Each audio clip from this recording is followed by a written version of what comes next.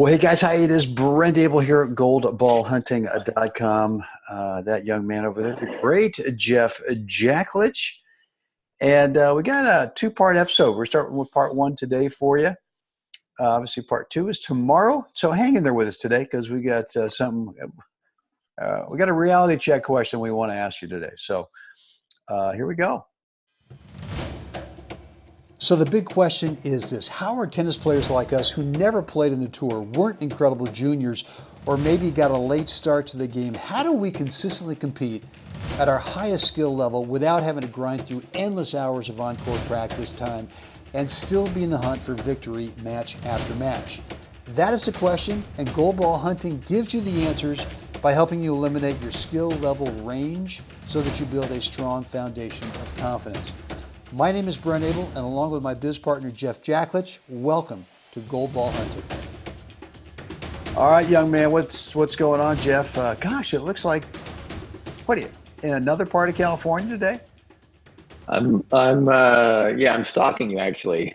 I'm in your house. Oh, where is he? Right. That's right.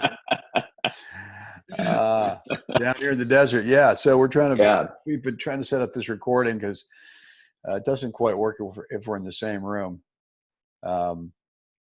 Anyway, so we'll figure it out, right? Yeah, we'll figure it out. So we're getting ready for hanging out at a tournament starting Sunday.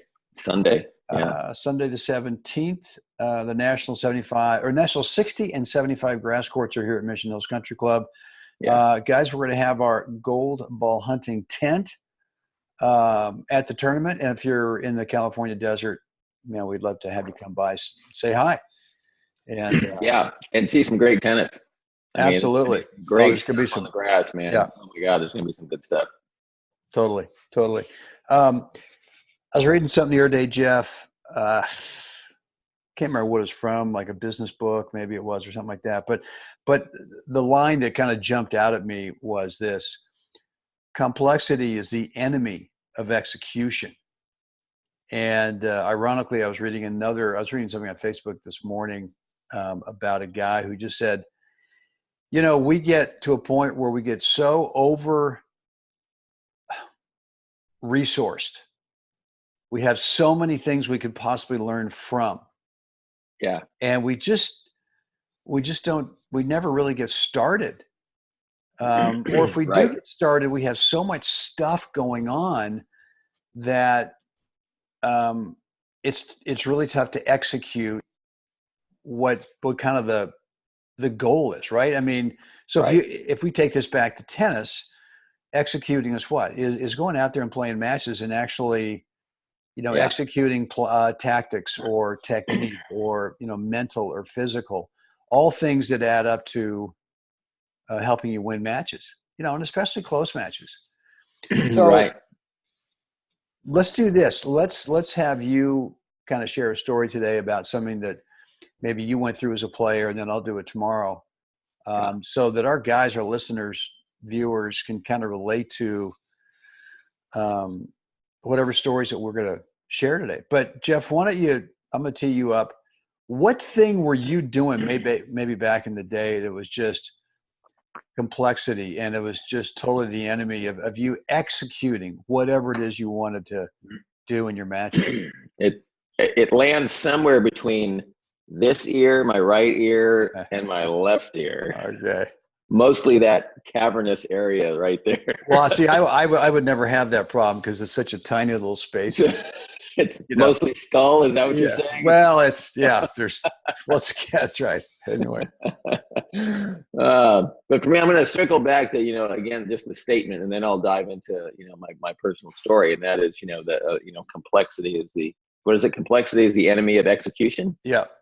And I think it was more about, and I know we can kind of embellish on how we interpret what that means. Yeah. But I think what it really meant in the context of the book I was reading is that execution, meaning getting started, right? And I went to a business thing in Boise back in September, and the first thing that came out was stop buying so many resources and start trying to figure out how to be resourceful. Right. And so this is kind of the same thing for me. I mean, Right. it just jumped off the page that Yeah, totally. My own experience, some of the gold ballers out there know that I have an art studio in the Napa Valley as well and create artwork, and have been a fringe player in the construction industry years ago. And that statement just immediately brought up the fact when you're going to do something that you have to repeat over and over again. So there are pieces of artwork that I repeat because there's certain pieces. The first one's always the most complex. And then the next one, the first one, let's just say as a random thing, it takes us 25 steps to execute it, start to finish. And the next one, because now that I've touched it and I've done it, it's like, wow, wait a second, the next one might be 22 steps. And then the next one, I might be able to pare this thing down to like 12 or 13 steps from 25. I may be able to cut it in half in terms of execution, because I understand now I can use this tool that I normally don't use for this execution, and it does the job.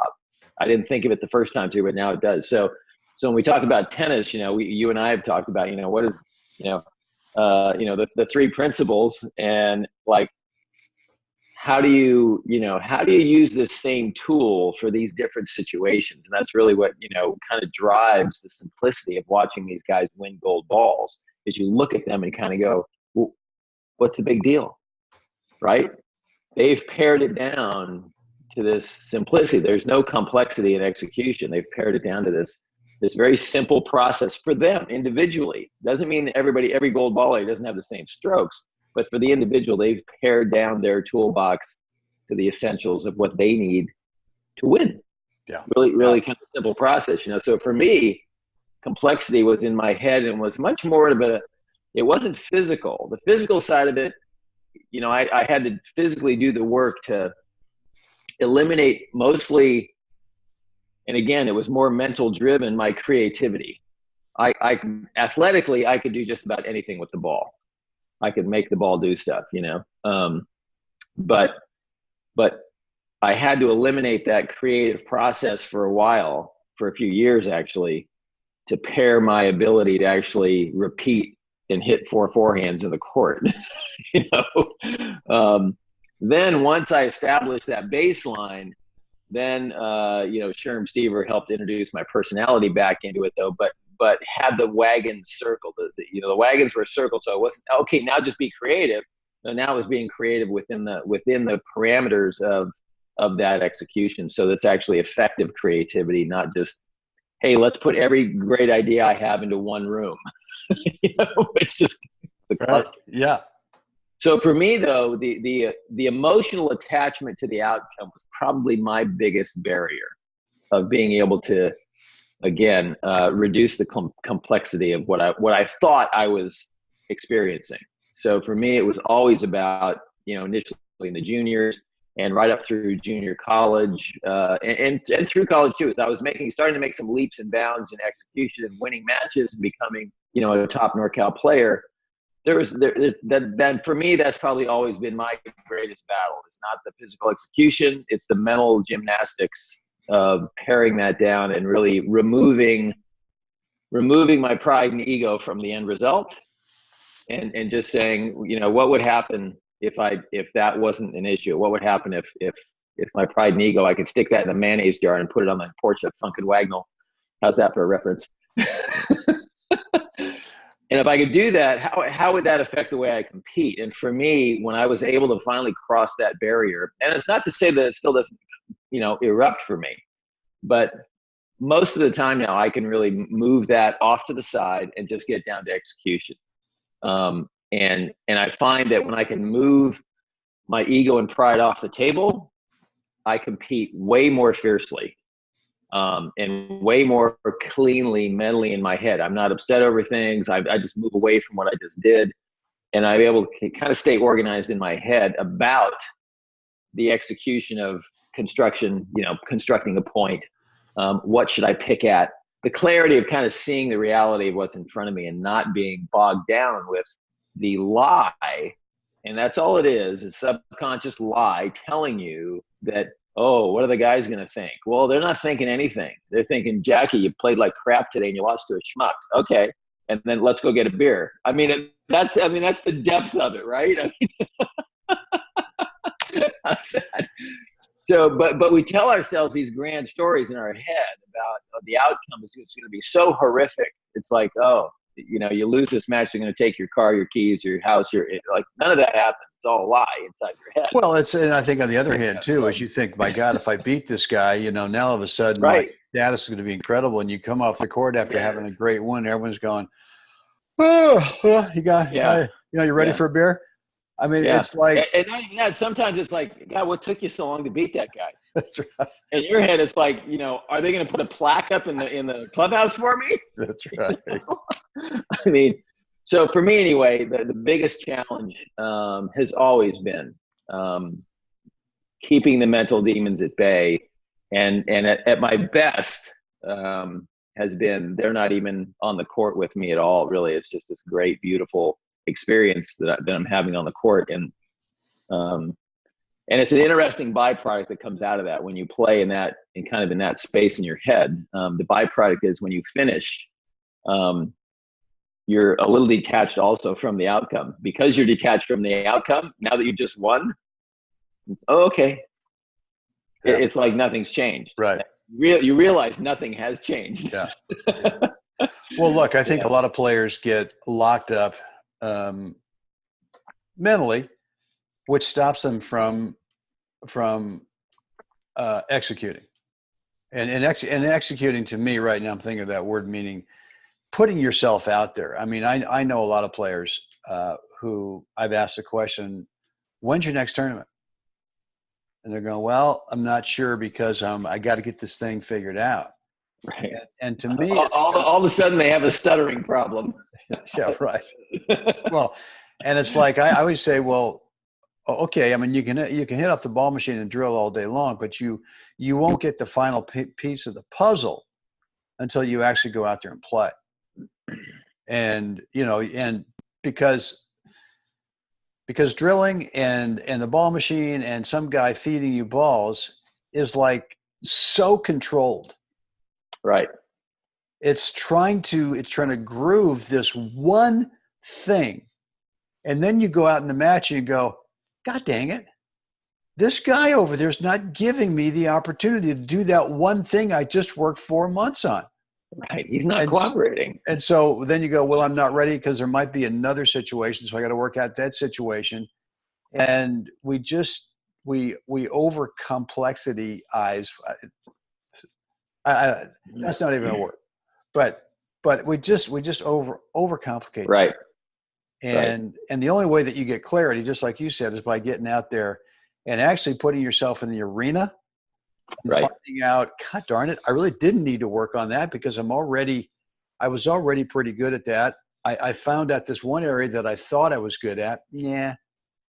I just too much. I need to clean it up. And it could be, look, I mean, Jeff brought up mental, but there's really sort of four areas, right? There's technique. And to me, technique's about is doing less. It's taking away. Right. Or it's tactics. Well, same deal. Let's take stuff away. Let's narrow it down to maybe 2 patterns. And you can't use those same 2 patterns against every opponent because, well, let's say every opponent is the same, identically the same. Every day when you go out there and play, you don't play the same yourself. I mean, you've got all these different variables that are, yanking on you to say, well, that pattern against, yesterday worked, but against the same guy today is not going to work because something's going on. Right. So you have to be, tactically, you just can't be so stubborn, and you can't then start layering on all these different possibilities. Mentally, you just described it. I think that's beautiful. I mean, so much of it is just ego and pride. Right. And one of the ways we get over ego and pride is you play a ton of matches and you get desensitized to that. And you realize, God, man, I just wasted so much time thinking how important it is to the outside world, and it's not. And if you hadn't wasted that time thinking about that, you might have won some really close matches and had a lot more fun doing it, and actually sort of reduced your skill level range, right? And then the other thing is physical. Right.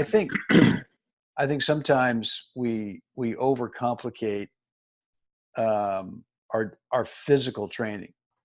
I think we do too much sometimes, and sometimes it's just drilling. Like I do like to go out and drill as just a fitness opportunity. Mm-hmm. Right. But I got to be careful. I mean, when I was younger, I could, when I was back in like the 45s and 50s, I could go to the Berkeley Tennis Club, play 3 sets, hard courts, go back in the locker room, change out my shoes, put on the running shoes, run the mile from the BTC over to Memorial Stadium at Cal. Back then they didn't care.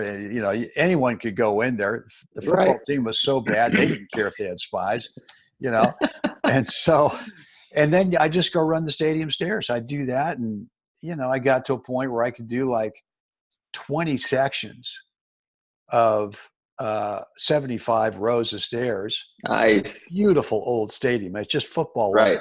This big bowl.